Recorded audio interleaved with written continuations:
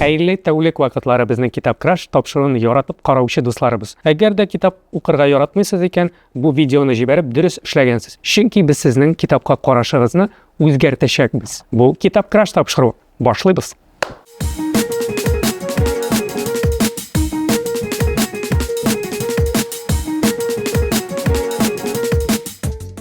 Biz bu topshiriqda sizning bilan tatar yozuvchilarining asarlari, tatar kitoblari bilan tanishishni davom etamiz. Asarlarining qisqacha ishtaligin, syujet, sizig'in, tip obrazlar, ular orasidagi munosabat, problematika ham tip natija bilan tanishib o'zarmiz.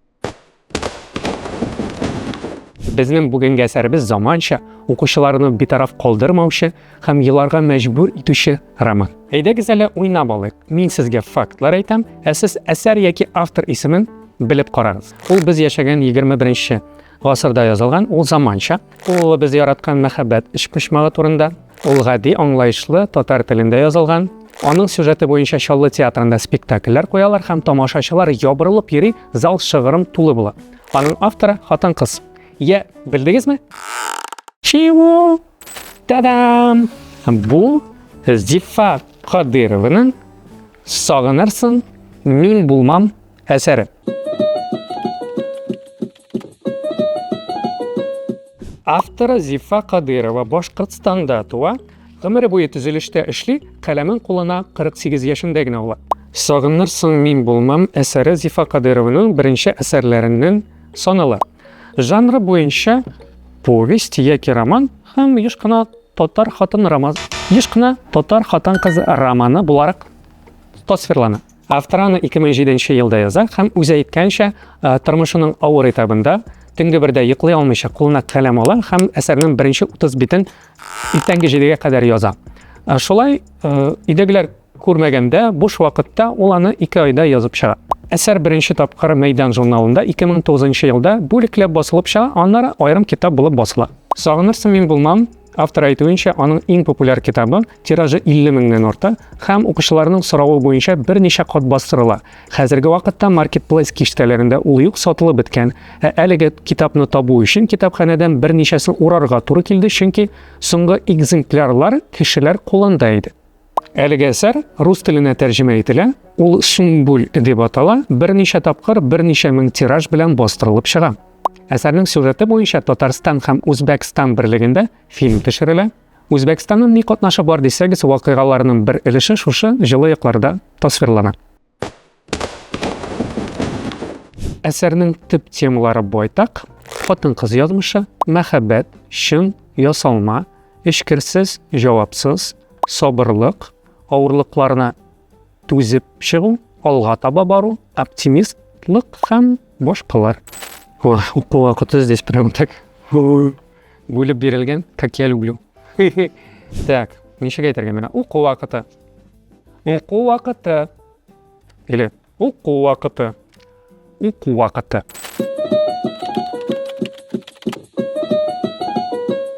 O'quv vaqti.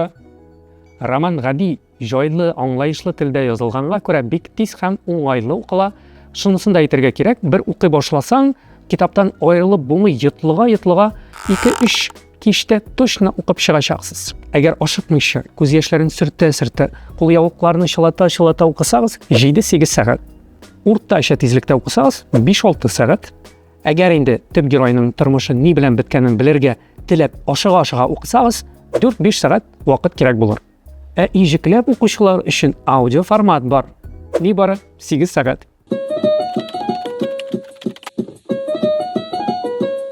Hozir qisqacha ishtalik. Sog'inarsan, men bo'lmam asarining 3 tip giroyi bor. Bil. To'xtasiz, men butaldim bitali. Bunda 1, 2, 3. Zifa Qodirova xotin-qiz dramasi romanlarining podsha bekasi Tatar Dansovasi deb aytirga bo'ladi. Onun Sog'inarsan, men bo'lmam asari muhabbat ish-pishmog'ina qurilgan. Anglavimcha, bizning asarimizda tip 3 personaj bor. Ham eng birinchisi Sumbul. Onun asarda portreti bor, tik tugal berilmay, jintiklab berilmay, uni ko'proq obrazi, xarakteri osha ko'zallaymiz, tanib bilamiz. Shulayda eng boshda uning bilan tanishganda, u yosh shibar, nishka ko'ngilli, romantik ruhli, xiyoliy, qisqa etakli, jilbazak qiz bo'laraq tasvirlana. U anisi hem abisi qaramag'ында o'sa shulayda avtorani quyi qora suv bidirlana turgan shashli kulgi qing'irov simon shing'illab tura turgan motor shibar urshiq bo'yli kichkinagina qiz deb suratlik. Ammo turmush sinovlari ona vaqtidan oldin ulgurtgan jiddiylikka ham aqlga үйреткен bo'lib chiqadi. Sumbilning birinchi muhabbati Bulat. Ular birga kishin tansida, diskotekada tanışalar. Diskoteka. Hatırlıyorsunuz mu? Asaf Valiyev'in jiri bor edi. Diskoteka. Дөресрәге танышмыйлар, Сумбел Булатның каршысына чыгып, биргә тәкъдим итә. Шулай алар танышып китәләр һәм ялгыш оговорчика по Фрейду. Язмыш шулай башланып китә. Сумбел Булатны ярата. Яратмаска ничек? Булат бит әзмәвердәй гәүдәле, киң җилкәле, зәңгәр күзле, ап-пак тешле, шибәр, тырыш, матур егет. Ләкин инде беренче бүлектән без үзебезнең фикеребезне үзгәртергә мәҗбүрбез Булат турында. Булатның яшенә килгәндә ул 4 яшькә Сумбелдән улырак, ләкин Сумбелдән күпкә улы булып күренә. Сумбел аның янында кичкенә генә мәктәп баласы сыман тоела. Сумбел белән Булат бер тулай торакта яшиләр, кичләрен свиданияларга йөреп, күрешеп, очрашып йөриләр. Һәм шундый кичләрнең берсендә ялгышлык эшләп ташлап, Сумбел балага уза. Моны аңлап белгән Булат Сумбелнең баласының да үзенең дә кирәк булмавын ачыктан-ачык әйтә һәм өстәвенә Булат башка бер кызны яратканын әйтеп Сумбелнең үзәген, йөрәген телгәли. Язгы шәшәктәй Сумбел мондый хыянәтне күтәрә алмыйча авыру һәм авырлык килеш хастаханәгә эләгә һәм якынча анда бер ай кичерә. Тормышының бу авыр этабында Сумбел хастаханәдә ятканда Булатның әнисе Байрас Сумбел янына очып килеп, аңа ярдәм итә. Яшәүне ахыры турында уйлаган Сумбелгә яшәү дәрте, кеше һәм өмете бирүче сүзләр әйтеп, үзендә туачак баласын да коткарып кала. Сумбел баласының булачак әтисе Булат орнына ни өчен Байрас янына килде дип уйласагыз, җавабы бик җиңел, чөнки Байрас беренче күрүдән үк Сумбелгә гашык була, аны яратып йөри һәм алга таба китсәк бераз шуны әйтәсе килә. Сумбелнең иң авыр этапларында аның янында була, аның ярдәмчесе һәм өмет бирүчесе нәкъ менә Булатның энесе Байрас була. Шундый кызык килеп чыга. Байрас Сумбелне ярата, Сумбел Булатны ярата, Булат башка бер кызны Фәридәне ярата һәм аңа өйләнергә хыялланып йөри. Булат һәм Байрас бер туганнар. Тиздән Сумбел савыгып туган ягына әнисе янына авылга кайта. Булат һәм Байрасның да әти-әниләре бар, тулы гаиләдә тәрбияләнәләр һәм Булатның әтисе Шәүкәт абый, әнисенең исеме Гөлфия. Шәүкәт абый белән Гөлфия апа саф, намуслы, гади ва гадел кешеләр. Шәүкәт абый улының нәрсә майтарганын белгәч, Сумбелне үз авылларына алып кайтып, Булатны көчләп никахлаштыра. Һәм шул рәвешле Сумбелне һәм Булатны яман сүздән саклап кала, ә нәсел дәвамчылары булачак беренче оныкларының урамда үсүенә мөмкинлек бирми. Ләкин яшь гаилә Сумбел белән Булат бергә яшәп китә алмадылар. Булат һаман Фәридәсе турында уйлады һәм күңел күзе урынына маңгай күзе белән икенче кыз турында уйлады. Моның турында бала көткән Сумбел белеп ала һәм моннан соң ул баласын тугач бу өйдән качырга дигән план кыра. Сумбел бер атнага әнисенә кунакка кайту сәбәбе белән китә һәм шуннан кире Ахун авылына кайтмаска була. Сумбел инде туган һәм тәпи йөргән баласы белән ахыр чиктә Үзбәкстанга ерак туганнарына качып китә. Әйтергә кирәк ки, Сумбелне кичкенә баласы белән Үзбәкстанда бик яхшы каршылыйлар, ул анда муллыкта яши һәм хәтта укырга керә һәм яраткан эше белән шөгыльләнә. Тик күңеле туган ягын сагына һәм автор әйткәнчә, чит илдәге чәчкәләр матур булса да, туган илнең әреме дә тәмле. Шулай бер вакытны ул улы белән бергә туган ягына кунакка әнисе янына кайта. Һәм берничә көндә аның тормышы 180 градуска үзгәрә. Байрас үзенекен эшләде, Сумбелне барып яздырды һәм алар гаилә кырдылар, бергә яши башладылар. Сөмбел үзе дә уйламыйча бер гаиләгә 2 тапкыр килен булып төште. Ләкин моңа беркем дә шаккатмады, гаҗәпләнмәде. Булаттан кала. Булат шулай авызын ачып калды. Байраз белән Сөмбелнең балалары да туды. Менә нинди балалар, ни кадәр Булат белән Фәридә бергә яшәп калдылармы? Булат белән Байраз ызгыш талашмадылармы? Бу сорауларга җавапларны укыганда барысын да табасыз. Шуңа күрә үзегезгә дә укырга киңәш итәм. Яки тыңларга. Менә сиңа пишмак. Ә хәзер нәтиҗәләргә күчик.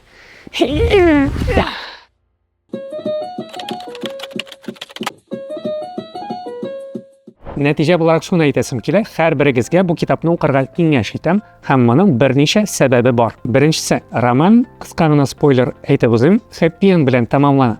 Ләкин укыган вакытта аның шулай бетәчәгенә һич уйламыйсың һәм ышанмыйсың. Чөнки икенчесе, вакыйгалар бер-берсе өстенә шулай иелеп, буталып бара ки, яки кинәт башка якка борыла, бу укучының кызыксынуын арттыра һәм син ирексез рәвештә китапка башың белән чумасын, тәмам югаласың һәм йотлыга укыйсың. Өченчесе, кайбер вакыйгалар, тормышның аяусызлыгы, геройларның язмышы шундый тормышчан, табигый үзәкне үзәрлек итеп тасвирланган ки, мин ир кеше булуыма карамастан берничә тапкыр күз яшьләремә чыдый алмыйча аларны агаздым.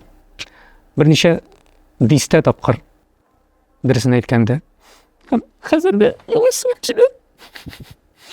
Дүртенчесе. Менә хатын-кыз романы диләр, ләкин Зифа Кадырованың бу әсәрен андый категориягә кертмәс идем. Минемчә, ул хатын-кызларга да, ирләргә дә кызыклы һәм файдалы булыр. Һәм өстәвенә автор әсәрендә ирләргә дә, хатын-кызларга да үзенең инсайтларын, лайфхак киңәшләрен биреп уза. Шуның берничәсен сезгә укып китергә телим. Балагызны шибәр хатынга алыштырмагыз дип әйткән сүзләр Булатка минемчә булачак аталар өчен, барлык булачак аталар өчен яңгырый. Шулай хатын-кызлар өчен игътибарга лаеклы сүзләр дә бар. Тормышның кырлары бик күп, аларны шымагына үтеп булмый. Бигрәк тә хатын-кызга акыллы һәм сабырлы булырга кирәк. Өстәп әйтәсем килә, ирләргә дә әлбәттә акыллы һәм сабырлы булырга кирәк, ләкин әсәрдә бигрәк тә хатын-кызларга дип әйтелгән. Ягъни хисләргә бирелмичә акыл белән эш йөртергә дип әйтергә телидер автор. Һәрбер җенескә һәм һәрбер кешегә әйтелгән сүз, бу дөньяда һәр кешенең үз пары бар икән, шул парны табарга кирәк. Бик җиңел әйтелгән, ничек аны эшләргә, ничек аны табарга, киңәшләрегез булса, комментарийларда калдырыгыз. Бишенчесе, безнең замандашыбыз, яңа татар язучысы Зифа Кадырова һәм аның иҗаты белән иң популяр әсәре аша танышу, менә дигән вариант. Һәм соңгысы автор теленә ихласлык, табигыйлык һәм гадилек хас. Бәлки шуңадыр аның китабын чүпрәккә чыкканчы кулдан кулга биреп укыйлар һәм минем китапханәдән алган вариантка күз салсагыз, ул да тавышалып, инде йыртылып беткән, ябыштырылган, эчендә кайбер битләрендә сүзләрнең русча тәрҗемәләре дә бар. Димәк, кемдер тәрҗемә итә бу китапны укыган. Миңа калса әсәрнең төп мәгънәсе вакыт яраларны дәваламый, алар белән яшәргә өйрәтә. Күңел яраларын тышкы яралар белән чагыштырсак, алар вакыт белән инде күзгә ташланмас була, ләкин һәрбер караганда син ул авырлыкларны, ул тормышның этабын искә төшерәсең һәм алга таба алар белән бергә яшисең. Яки икенче зур мәгънәләренең берсе сабыр төбе сара алтын. Без сабырлыкны берничә образ аша күрәбез, чөнки автор Зифа Кадырова Сөмбел образы аша татар хатын-кызының нинди көчле рухлы булуын һәм хыянәттән соң яңадан яшәргә өйрәнүен, үз тормышын үз кулына ала белүен күрсәтә. Икенче яктан автор ир-егетләр Булат һәм Байраз образлары аша күңел байлыгының тышкы кыяфәттән никадәр өстен булуын һәм сабырлыкның нинди зур байлык булуын аңлата. Әлбәттә, китапның исеме дә очраклы булмады бу чыгарылышта. Сагынырсың, мин булмам. Мин булганда лай куеп кал, аннары сагынырсың, мин булмам. Чөнки икенче чыгарылышны әзерләргә китәм. Зифа Кадырова язучылык тормышына 50 яшьләрендә генә килә. Бәлки сезнең арагызда да андый талантлар бардыр. Куркып тормагыз, каләм тибрәтеп карагыз. Я бишек, тишек.